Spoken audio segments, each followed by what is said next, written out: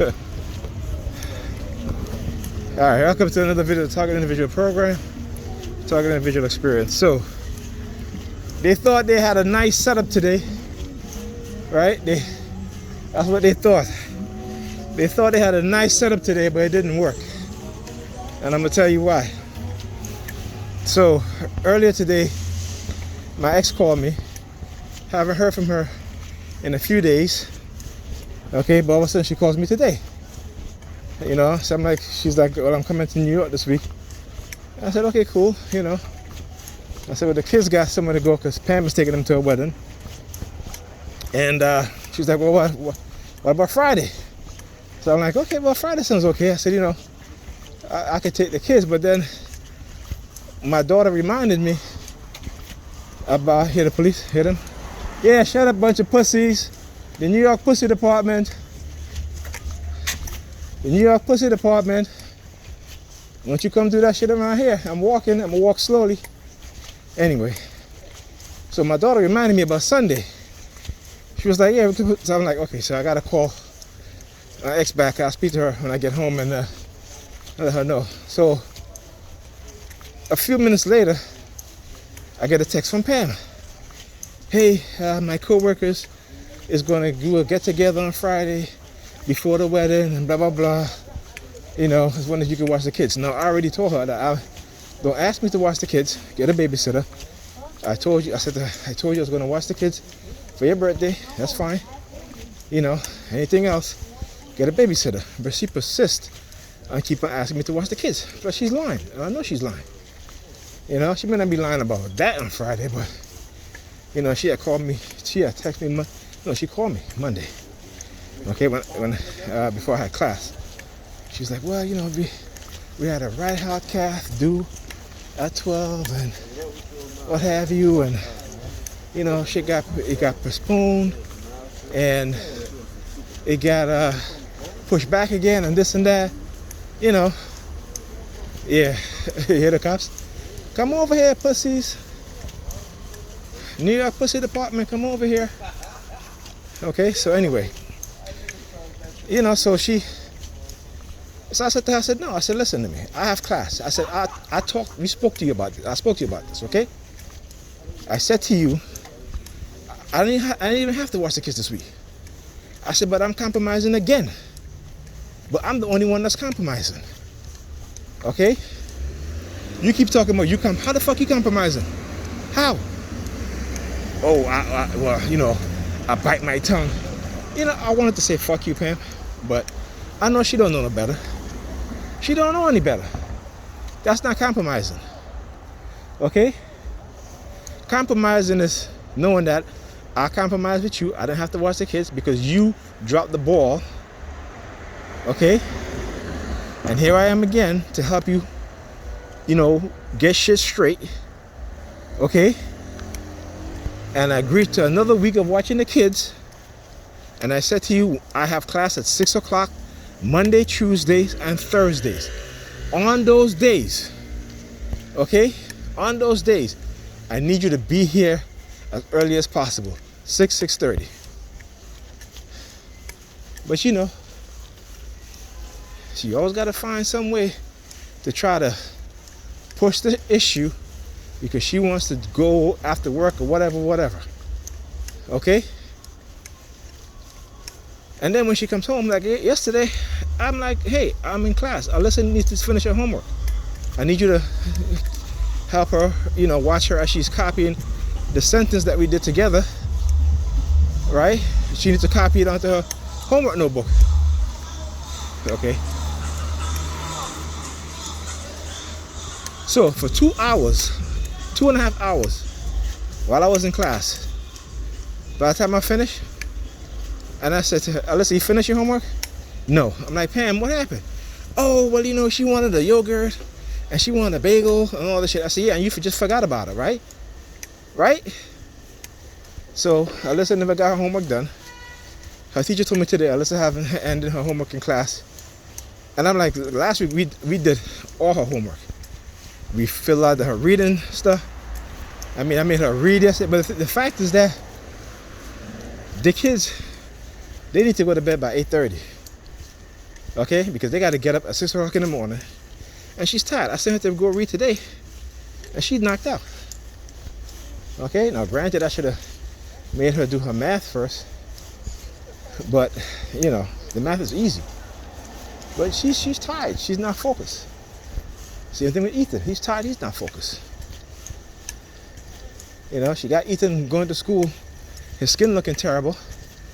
You know, he has eczema, and right now he has a bad eczema outbreak. And I'm saying to her, how is it that you're driving these kids to school every day? All right? How is it that you're driving these kids to school every day, and you don't look at Ethan and see that he needs to put his cream on? How is that? But that's what she does, right? She only sees what she wants to see. Everything else, she's oblivious. You know? She's oblivious. She worrying about going here and going there and doing this and doing that and doing that, instead of paying attention to her children. Okay? That's what she should be. That's what should be her focus on. You know what I'm saying? Then everything else, that should be secondary. Okay? I mean, every time I go into that apartment and see how messy it is, sometimes it is filthy. You know, like I had to clean the toilet before I left. You know, because Ethan is sick. He had diarrhea. He said his throat is dry, what have you. And I keep telling Pam, I said, listen, you know, Alyssa is not vaccinated. And I posted a video of a 10-year-old child that died because she contracted COVID. And this has been my battle with Pamela since this COVID situation started. Is that she acts oblivious to the fact that she works in the hospital, people get COVID, she comes home, she stays in her clothes, don't even take off. She's like, oh, I don't work in the hospital. Yeah, but you see patients. You work in the pulmonary department. But you still see patients. Okay? There are other doctors that work in the main hospital that come over.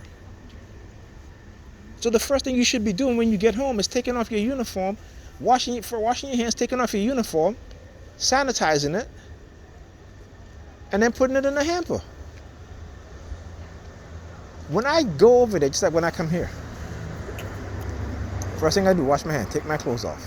I get my disinfectant spray and I spray my clothes.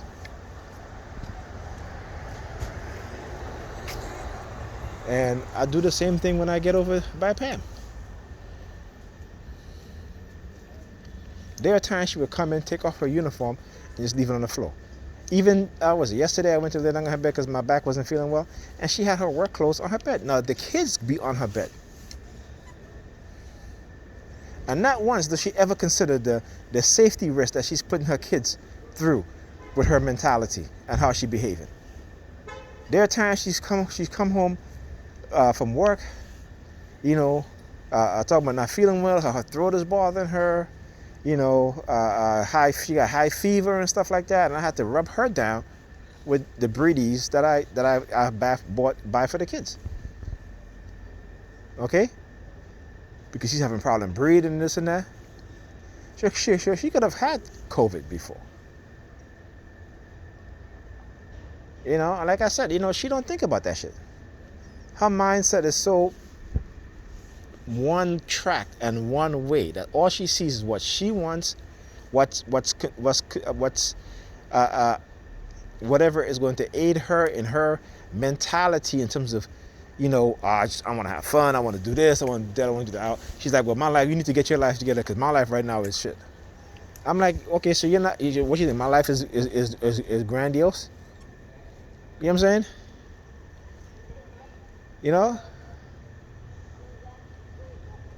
No concern.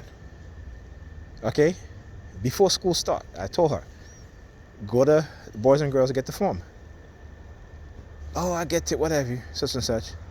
The first day of class, she took the kids to class. She could have walked over to the Boys and Girls. The Boys and Girls is right across from my daughter's school. She could have walked across there and get the form. She didn't. So now it's on me. Okay, I had to get the medical form. I had to go take it to the doctor. Then they're like, there's no space. Right? So now it's my fault. You know, I keep telling whoever you're listening to, keep listening to them because they're suiting you well. You may think because you got a job and you got that, you know, you're making good money, right? That's all there is. That's all you need. Because obviously the people around you ain't telling you the right shit. Okay? Because when you come into her, like I said, when you go into her apartment, ain't none of them telling her to, hey, clean up your place. Ain't none of them even coming to help her clean up her place. Okay? No one is telling her that.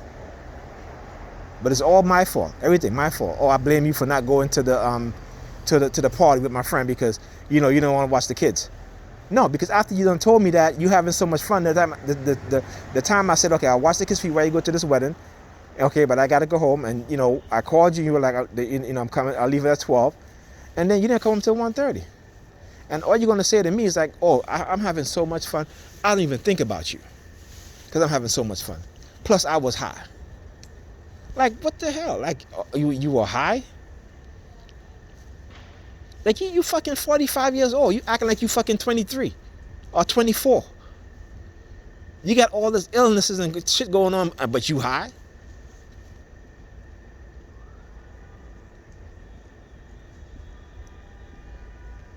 We as black people, we're the only one operating in a state of dysfunction and thinking that shit is normal. That's why all these other groups out here don't even respect us.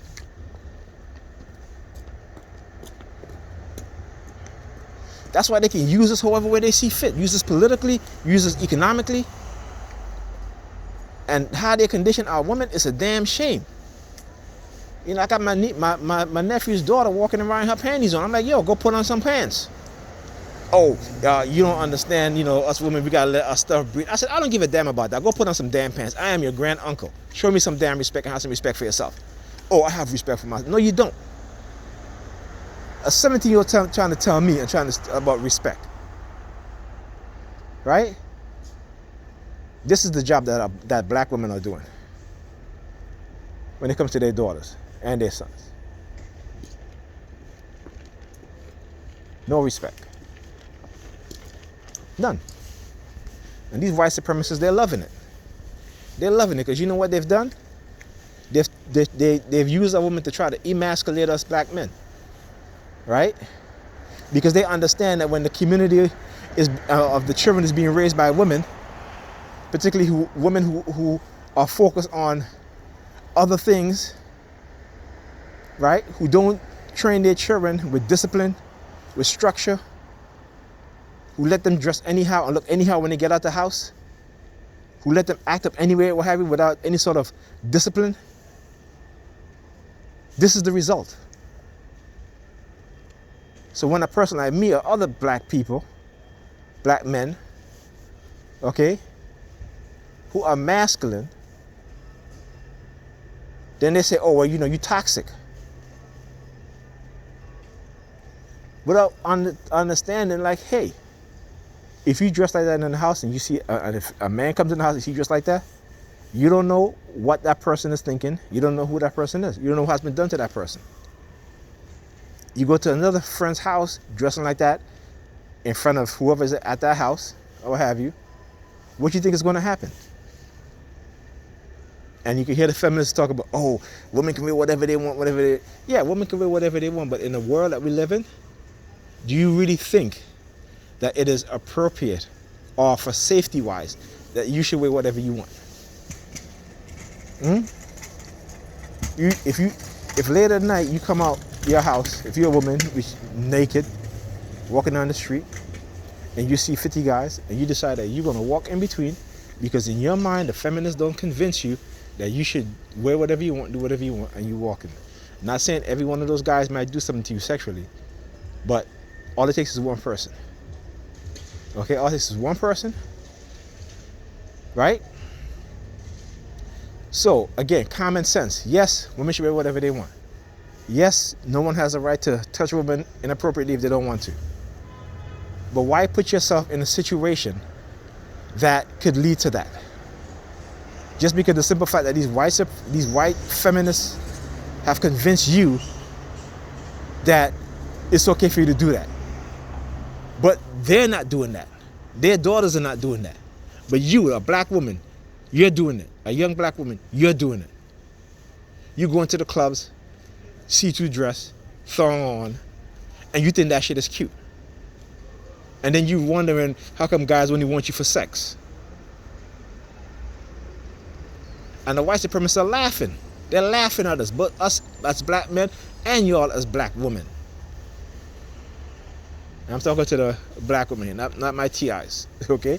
But if you're a black woman, you're a TI, you understand where I'm coming from. Okay? And they're loving it. You look at how their children behave and act. I live in Crown Heights, where is the Jewish community. Right? I have never seen a Jewish teenager get stopped by the police. I've never seen an adult Jewish man get stopped by the police. Or woman get stopped by the police. Never. I've never seen police line them up in a row on the sidewalk, searching them, asking them questions for IDs. None of that. I have never seen that in my entire life living here. Well, almost my entire life living here. Never seen that. But yet, you see young black men lined up, being searched by cops, being questioned by cops all the time. Okay? And yet you following the same cops because they got you to participate in this against me. Who's the stupid one? Right? Who is the stupid one? Because I tell you, it ain't me. So, you know the answer to that.